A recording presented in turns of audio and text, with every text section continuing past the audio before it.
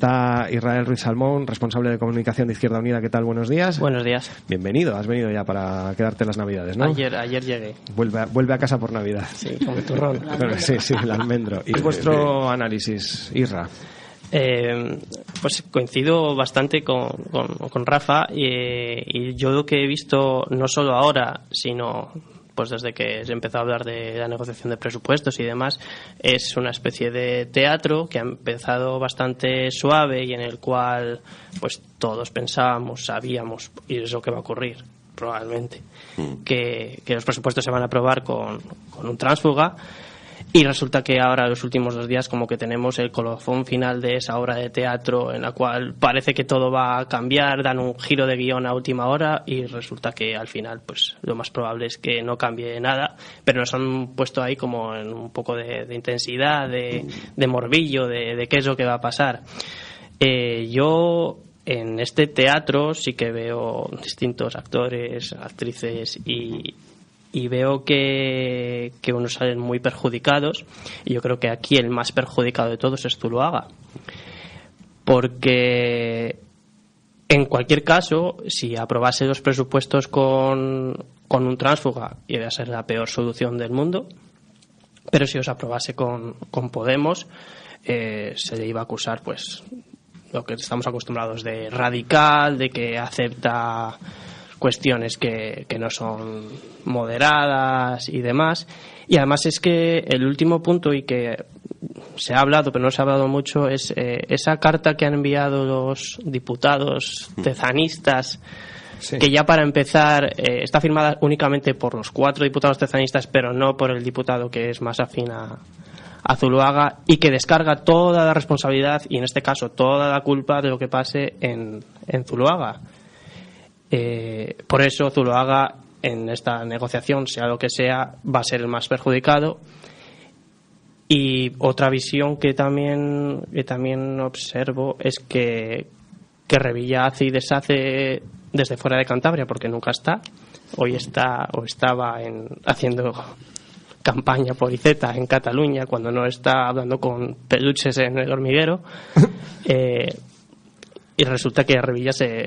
hablando en plata, se la sopla Cantabria desde hace muchísimo tiempo. Es que no puedo hacer otra cosa que coincidir más o menos con el relato que ha descrito Rafa. Volviendo un poco al asunto presupuestos, y yo sí que quería hablar, porque creo que esto es un poco continente, que es lo que pasa fuera, pero lo importante yo creo que son las políticas que se van a aprobar.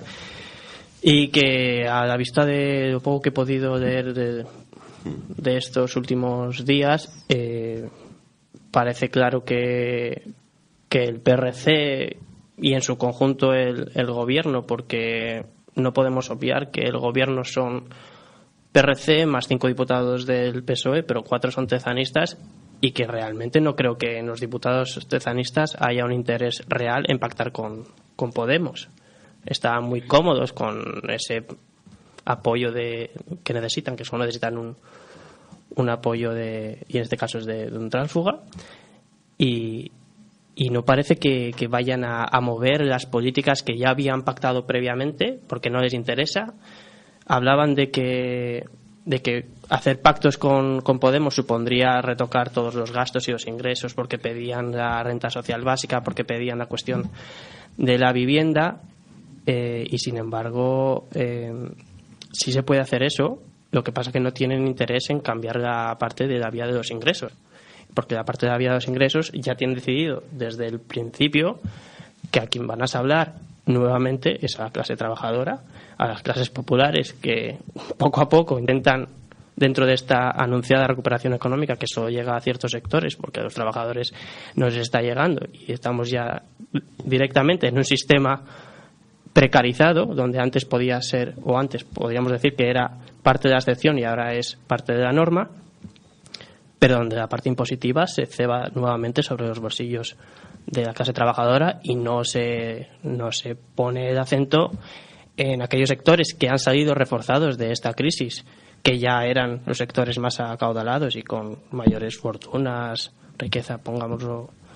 como lo queramos poner, y que a esa gente no se la va a tocar el bolsillo y que debería ser quien más contribuyese ahora mismo a esa recuperación anunciada que, repito, solo está llegando a ciertos sectores. Si queréis, hablamos un poco de las condiciones que habría para negociar con Podemos o para que prospere esa negociación con Podemos.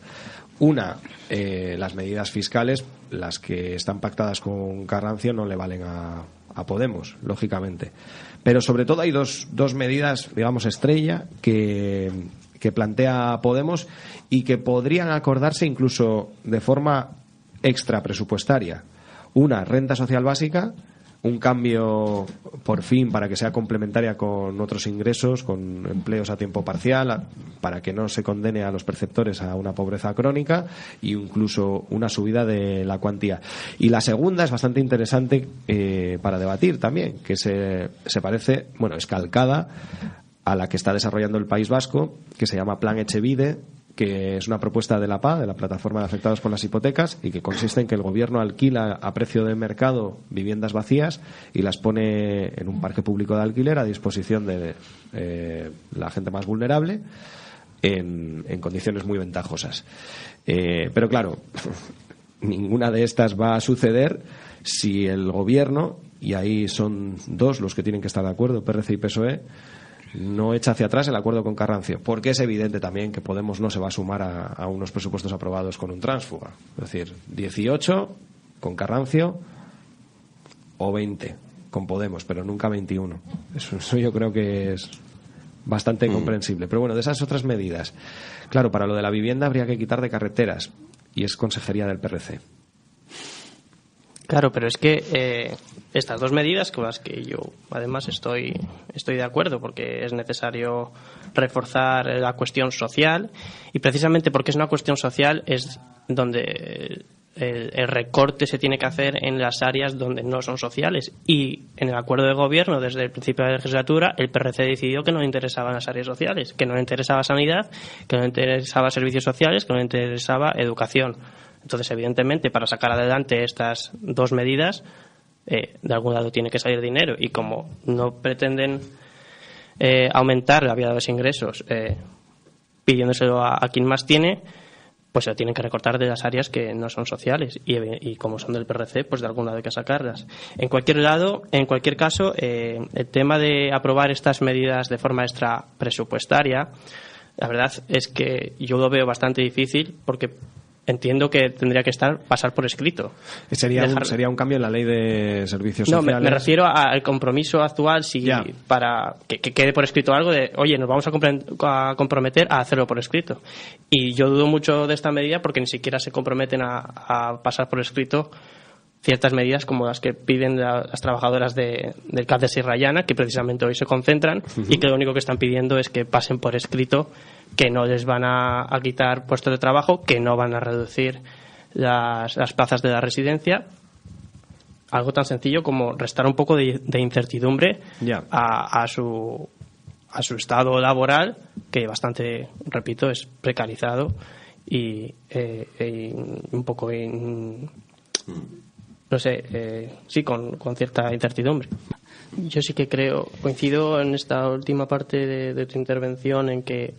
parece que un tripartito entre los comunes, PSC y Esquerra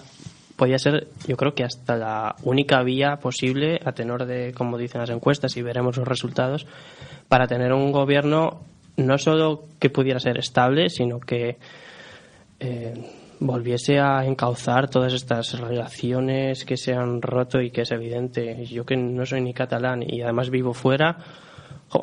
era un poco saturación el hecho de verlo todo constantemente en los medios de comunicación, y ver, pues, desde las noticias que son bulo directamente, de todos lados, Sí. Y de esa confrontación, esos ataques con actos de violencia, insultos, bueno, eso es casi algo normalizado. Y yo sí que creo que el intento de tripartito podía ser la vía no voy a decir salvación, sino la vía de intentar reconducir un poco las relaciones democráticas y políticas que tiene que haber en cualquier lugar del mundo, y pues en un territorio como Cataluña también. Veo inviable el hecho de que se forme un gobierno sea totalmente independentista, o sea, repetir lo mismo que estaba ahora, o el bloque del 155, porque no creo que los que están en el bloque del 155, que podríamos decir Partido Popular, Ciudadanos y quizá el PSC, el PSC-PSOE tienen una postura un poco enfrentada también entre ellos. Parece que el PSOE está todo el rato en luchas internas, pero no parece que esa vía vaya a salir adelante, y tampoco creo que la vía independentista, sobre todo por la postura de la CUP, que dice o declaramos la república o no apoyamos ningún gobierno, vaya a salir adelante. Entonces yo creo que en este caso creo que tiene que haber cesión por todas las partes, porque cuando hay una negociación y cuando se quieren normalizar de nuevo las relaciones, tiene que haber cesiones por todas las partes, y creo que en este caso